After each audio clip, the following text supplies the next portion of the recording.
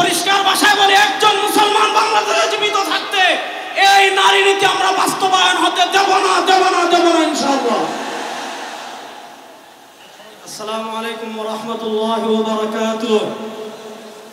আজকের এই জনসমুদ্র থেকে আমরা প্রথম যে বার্তা দিতে চাই, 2024-এর জুলাই আগস্টের গণবিপ্লবের পর অনেককে আপনারা মুক্তি দিচ্ছেন। আমার ভাই ফারাবী সহ আশিকে রাসূলকে কেন এখনো কারাগারে বন্দী করে রেখেছেন?